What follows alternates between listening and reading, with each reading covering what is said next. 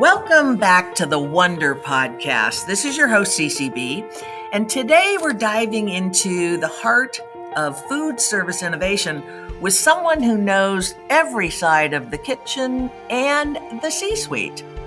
Eric Eisenberg began his career as an executive chef and went on to lead large-scale food operations in healthcare and senior living environments, eventually managing multi-million-dollar budgets and teams of hundreds. Today, he's the principal consultant at iCulinary and a co-founder of Quadra Alliance, a new venture focused on helping operators navigate complex challenges with fresh thinking, collaboration, and strategic innovation.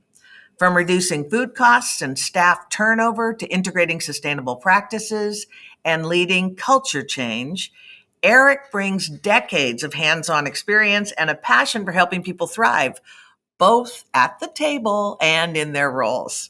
Okay, before we dive in, I want to remind us that the ONEder Podcast is available on all streaming services. And when you want to look for more information about Eric and the work that he's doing, you can check out the podcast page because it will have links to everything that we're talking about. So I'm going to dive in and say, Eric, hey, take us back to the beginning. What sparked your love of food? Oh my gosh, what sparked your love of food? And what led you from Chef White's to system-wide leadership? Hi, CCB. Wow, what an introduction. I have to say, it's always a little bizarre when you hear other people kind of saying back the path that led you to where you were going, even though you didn't know you were going there. That's a little bit of my best. Right. That's a little bit of my story. So, in a nutshell, I grew up in a ethnic household in just outside of New York City. Started my life gathering at home with friends and family, was always accompanied by food. Every celebration was accompanied by food. That was from both culturally and emotionally in our house. And food was just always a part of what it meant to gather with the people that were important to you.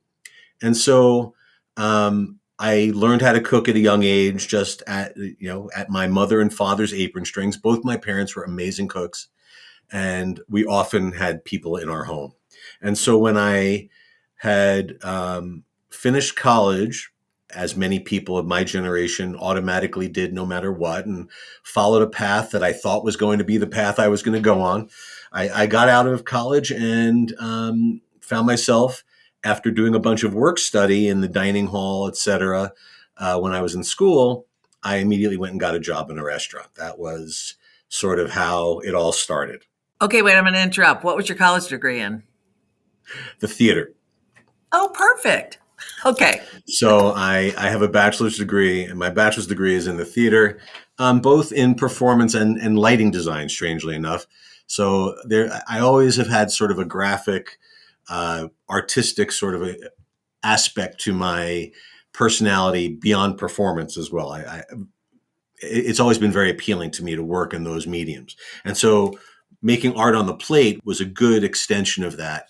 And I got lucky and went to work in a couple of really great restaurants in New York City in my early 20s. And I was just influenced by some really great chefs at that time. This is, the mid 80s. The restaurant scene in New York was quite prolific at that time, kind of really emerging. This is pre Food Network and all of that. So it was really as the Food Network was just sort of coming into, even people were even beginning to understand that. So that's the background, is I was sort of that New York City restaurant pirate kind of guy, working lines in very upscale restaurants, and really enjoying that time of my life, I have to admit. But as I got a little older, wait, did you have to scream, "Yes, chef"? We weren't really into Yes Chef at that time. It was more, there was just yelling and screaming, but we didn't. Okay. There wasn't a lot of Yes Chefing in those days. Yes Chef came a little later. But I did go to France from that experience. And so after working in restaurants in New York for a few years, I was working for an executive chef in a high-end restaurant in New York City. And they had a sous chef job available, but I couldn't get hired to it because I had never been to culinary school and I hadn't really had any leadership experience in a kitchen. So I was encouraged by my chef at that time to go do a stage in a restaurant, a little restaurant in Paris. And that restaurant called Le Petit Marguerite was a one-star Michelin restaurant. And I had an incredible experience there. Spent about 6 months working in that kitchen, tiny little kitchen, two brothers and three other guys and myself. And it was really an experience that solidified that I was in the right place doing the right thing. And so that what was going to be a 3-month stage turned into a 6-month stage, which then turned into enrollment at the Cordon Bleu in Paris, and then a couple of other Michelin restaurant experiences along the way while I was living in France. And I stayed in France for just about 5 years. I was there. And then returned to New York for a variety of personal reasons, not to go too deeply into that, but my mother was terminally ill at the time, and I had other plans to travel and go do some other things, but really wanted to come home and spend some time with my mom and have that experience with her as at the end of her life. And so that's what I did. And then unfortunately, my father passed shortly after that. And that kind of put me onto a different kind of trajectory. And I really needed a change of pace at that time. And that's what took me to Seattle. I had been working as the executive chef for the Embassy of Luxembourg to the United Nations. And I was kind of getting a little stagnant in that job. It was a great job. I really loved it in a lot of ways. Got to meet a lot of really cool people, but I was a team of one. It wasn't really fulfilling my overall aspirations about what I wanted to do as a chef. And I had some friends that had moved to Seattle shortly after I'd gotten back from France, actually. They had moved out to Seattle. And they were looking to open a restaurant, and I was looking to do something. And, my life had changed dramatically with the loss of my parents. And so I packed up and moved across the country to Seattle, where I have now been, in the Pacific Northwest since 1995. So my life is here now, 100%. And so I did go to Seattle, and I did buy a restaurant. We had a French restaurant, a very high-end French restaurant that had been around for like 30 years. It was founded in 1970. And we didn't have enough sense to realize that this old restaurant that was old and tired, even though it had a tremendous reputation, potentially didn't really earn that reputation anymore. It was kind of resting on its laurels and running on fumes. And so the first couple of years were a little rough, but we engaged the community and we modernized and got a lot of great press and had a really great run just outside of Seattle, actually, downtown Seattle. I'm going to make a little note here for all of our listeners that there will be links on the podcast page. And Eric on his LinkedIn profile has a great visual history of everything that he's telling us right now. Okay, go ahead. Thank you. And so, long story short, at that time of my life, I met my wife, we had a child, and we kind of came to the conclusion that maybe this wasn't the life that we wanted for ourselves and our family forever. And it just so happened that a customer of mine at the restaurant wanted to invest in the restaurant, to update it and do some stuff. And that was really cool, but he wasn't my favorite person, and I didn't really want to get into bed with this person. So we ended up selling him the restaurant, and ended up working for him for a little while until that relationship dissolved. And then I found myself getting into more of a corporate environment where I went to go work at a country club after that. And although that experience was not for me, it did transition me into the idea that, what would I do next? And when I was looking for a new job, I was going through the paper, as you did in those days still. And I saw this job as the executive chef for a hospital, actually, Swedish hospital in Seattle. And I said, hey, this could be interesting. I can make meatloaf and mashed potatoes. And Jell-O? And Jell-O, right, until I figure out what's next. And, little did I know that would be the most rewarding, the most engaging, the most satisfying work that I had ever done.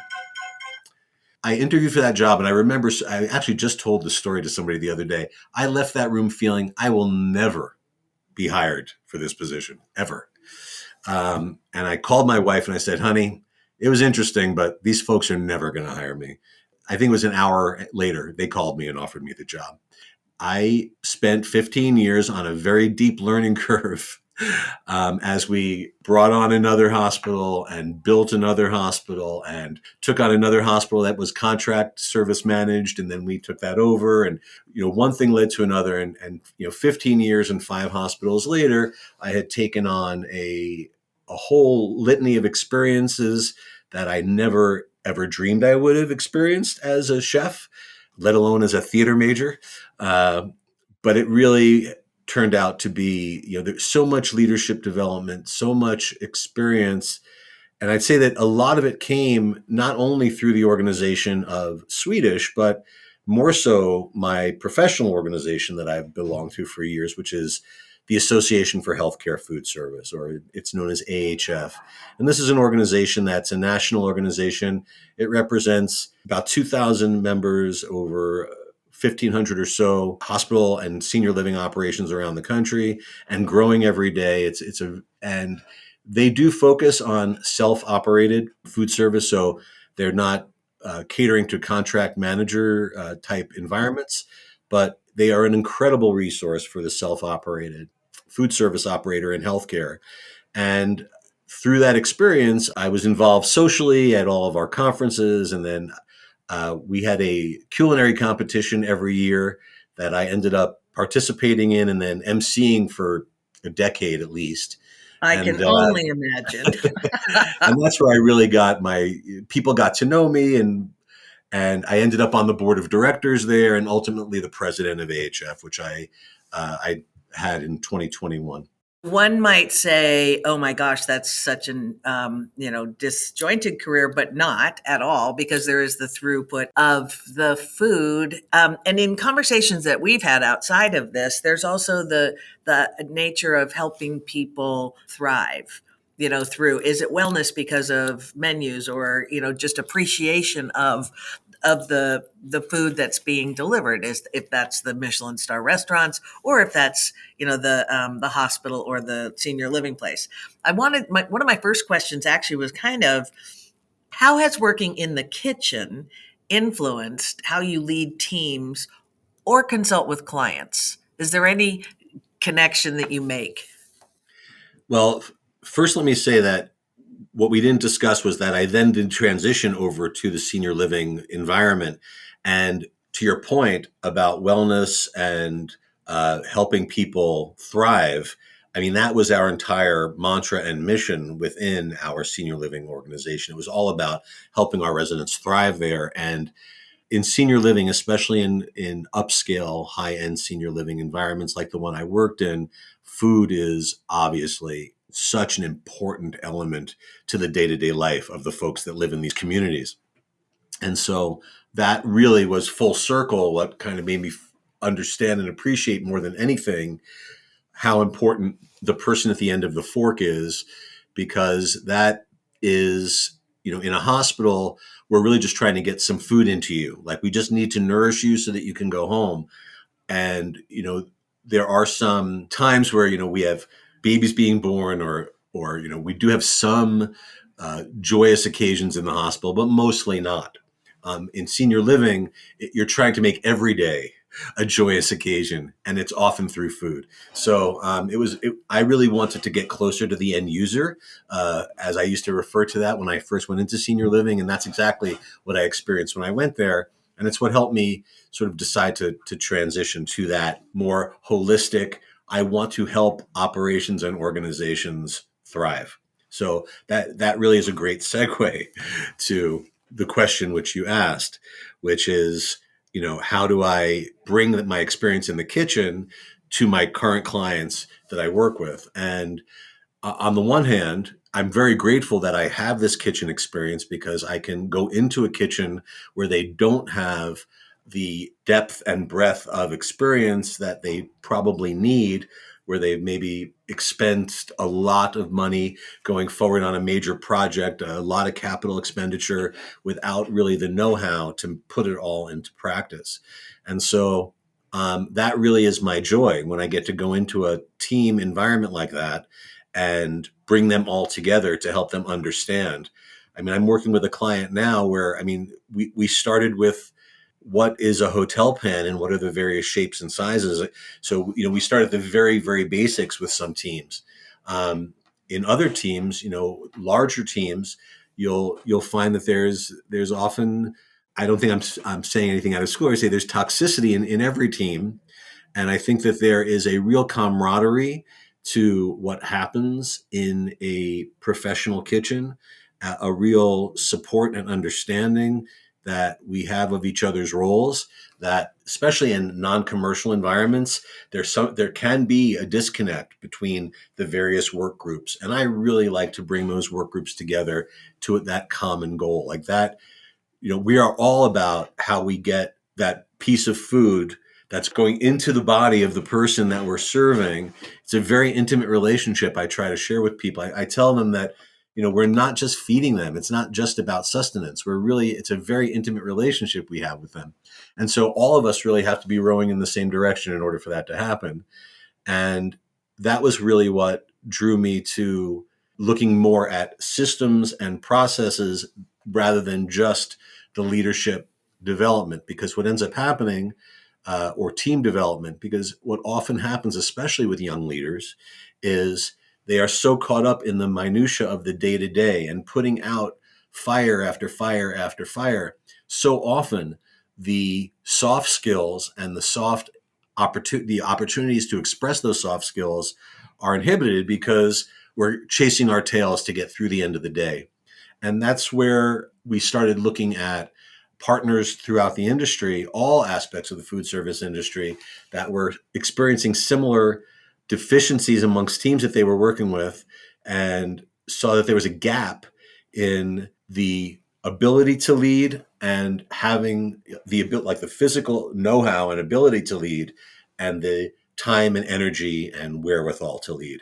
Those things have. That's going to take us. Yeah, you're going to take us to, and forgive me for jumping over you, because I want to ask you a question before we get into kind of what your vision is for systems thinking and innovation. But because there was another conversation that was had in a senior living, workshop that we both attended, that had to do with like empowering, and this is going to take us back to your systems thinking, your innovation, but empowering dining staff, kitchen staff in places and communities where they live full time and they co-live with their guests.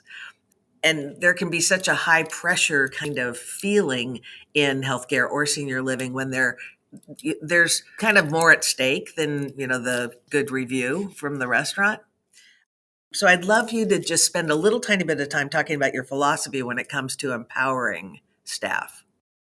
It's so funny. You kind of reminded me of an experience I had when I was at Swedish early on. It was probably my second year there, third year, something like that. And it was Swedish's 100th anniversary. And they were doing 100 stories of Swedish, something of that nature. And they chose me to participate in that, which I thought was amazing. I thought that was really cool. And one of the things I had said in that little interview that we did, the video that we made, was how, lucky for me, they were looking for someone that had, a culinary point of view and was interested in team building and was bringing a different sort of level of attention to the team beyond just dietetics and nutrition and length of stay and all of the things that they look at so importantly in healthcare food service. And as I said earlier, I never thought that I would ever get this job in a million years, and yet they did, because they were looking for somebody who could flip the script for them. And to your point about, I'll call it more inclusion. I think that there is when you take restaurant cooks out of the restaurant business and you bring them into an environment where there are lots of people who have never had that experience, there can often be a lot of misunderstanding about what people's motives and people's goals are. And we as chefs in healthcare over the last, especially, I want to say like the last 20 years, especially, we have gone from joining a team of, forgive me, my longstanding dietitian colleagues, but of hairnets and lab coats to chef whites and chef hats. We see lots more chefs in leadership roles in healthcare and non-commercial kitchens because we have really started to bring the two, not started, we've really achieved bringing the two parts of the operation together. This empathetic, compassionate, and regulated, very, very regulated part of what we do, which is often very hard for the cook, the guy who just wants to cook, to grasp. And we've kind of we brought both sides to the middle. We have liberalized the diets to some extent. We have given people lots more choices. We've given them room service so they can order at the time of need. We've made the food more appealing and more made restaurant style a la minute, where we're really trying to provide a great level of customer service and quality while also adhering to all of the regulatory pressures and just the pressures that come from working in the type of environment that a hospital is. So now I'm going to take you back to what you started to tell us, because I think when the listeners understand all of the issues that you understand, that you bring together in recognizing a need, you start looking at your culinary consulting with, a little more, what's the next level of innovation that's required? And so tell us a little bit about how you decided to jump into the new venture. Well, I decided to jump into the new venture because I always felt that I would get to a point where day-to-day operations was not going to be the thing that really filled my sail. And that was true. I had reached a point where my sail was not full. I did not feel as though I was being pulled forward in the way that I normally am and wanted to be. I was feeling a little stagnant. So I just, that was the personal decision to leave operations and go into, or day-to-day operations, I should say, and go into an opportunity, give myself an opportunity to do that with a variety of different teams and share the experiences I've had over the years.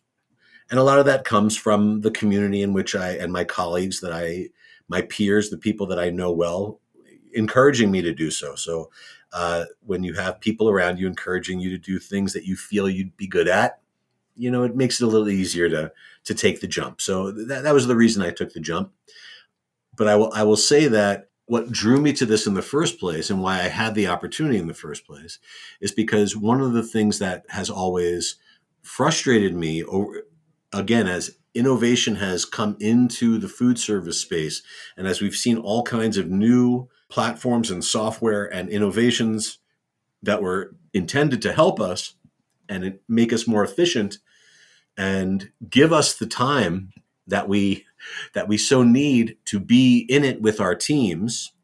What I have always found is that I was ending up with disparate systems that didn't communicate to one another, didn't really give me more time, gave me less time because I was figuring out how to use all of this technology. And my organizations that I worked for had expectations that you use this stuff in a particular way, and you had to aggregate data from various platforms, et cetera. And it always felt very inefficient to me. And the other piece is that people are spending fortunes on all types of software platforms of which they're only using a small percentage. That seems to be very common.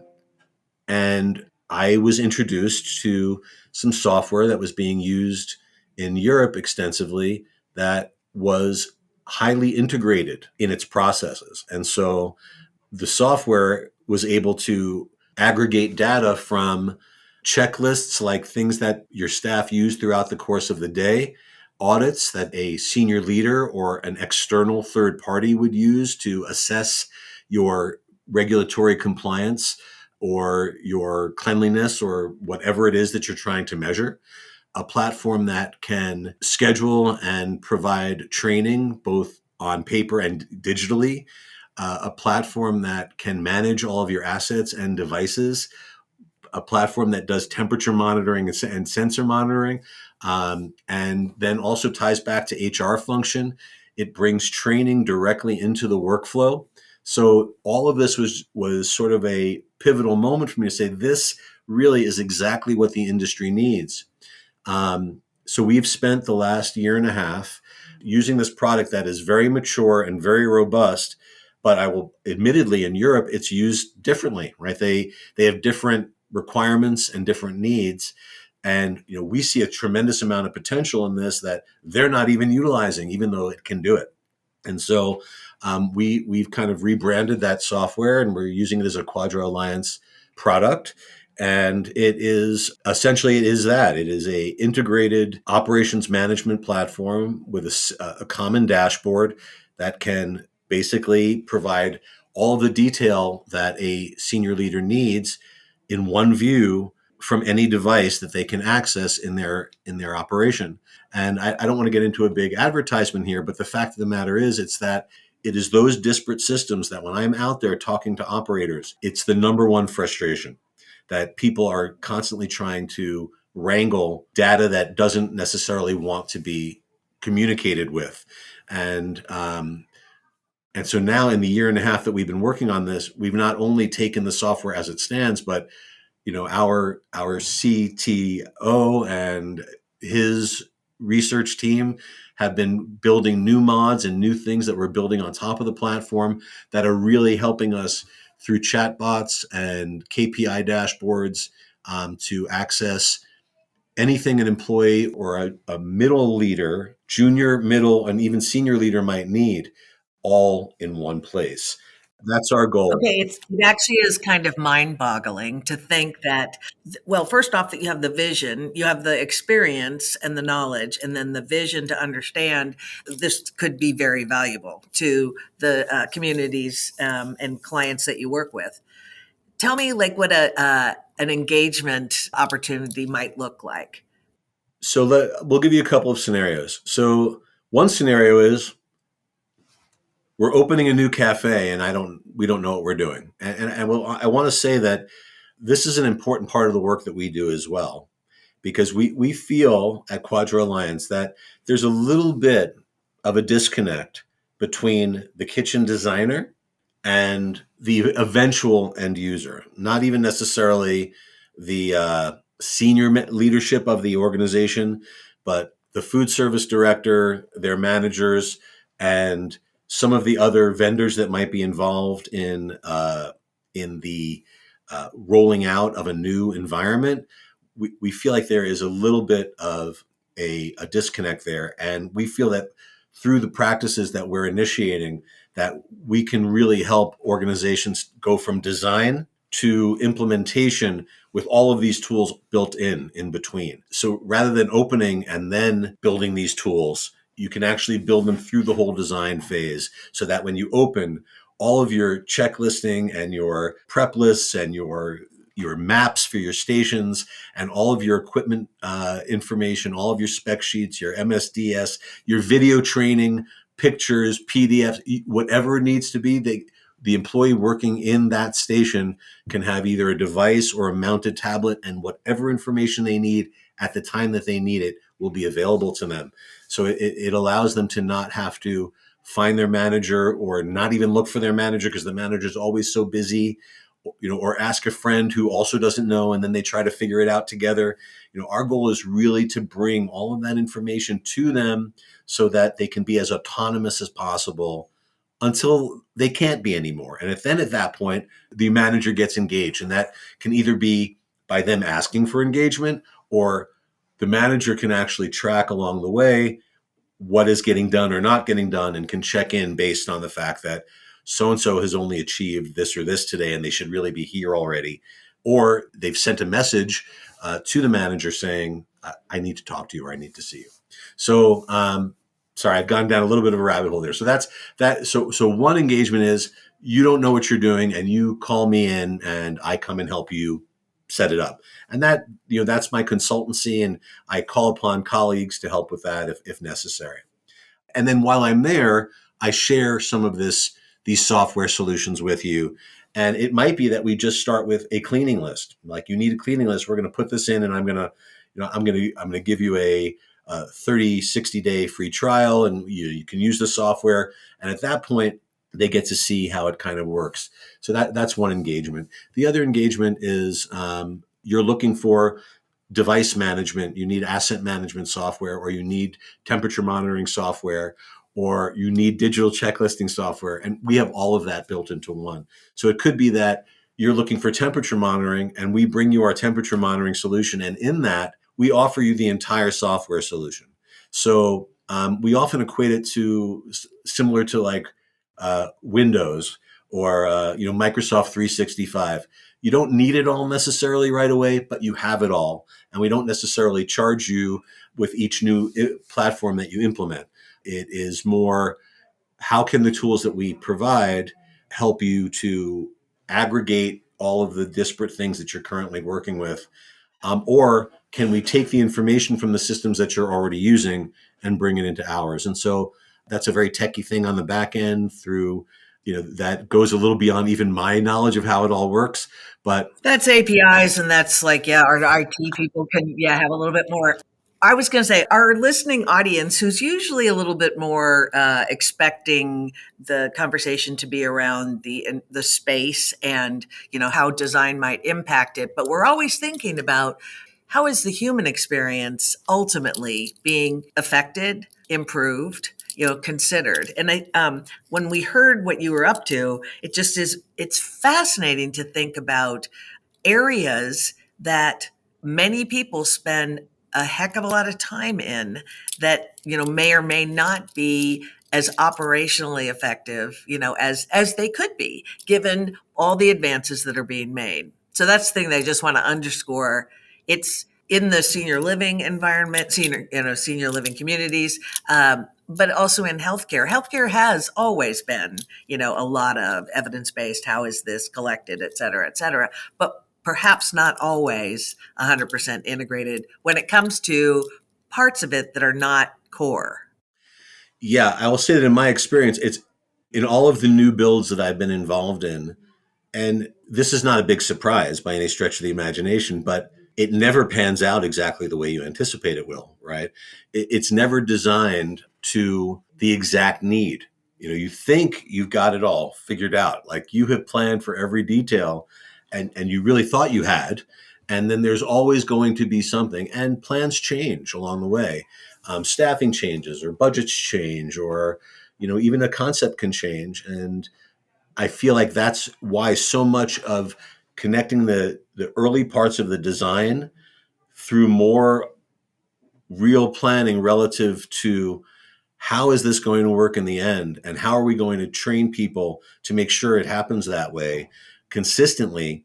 The more work of that we do from the time design begins to the time construction ends, the better off we are, because then you can open your environment with a better understanding, and you've already examined a lot of the challenges that you're going to experience in real life as you're creating training videos and building station maps and figuring out where stuff will be stored, et cetera, which typically doesn't happen until we open in a few days and everything starts coming, and you're finishing punch lists at the last second, and oh wait, we don't have enough spoodles, and there's not enough spatulas, and we need extra sheet pans, and all of that stuff that kind of comes up at the end.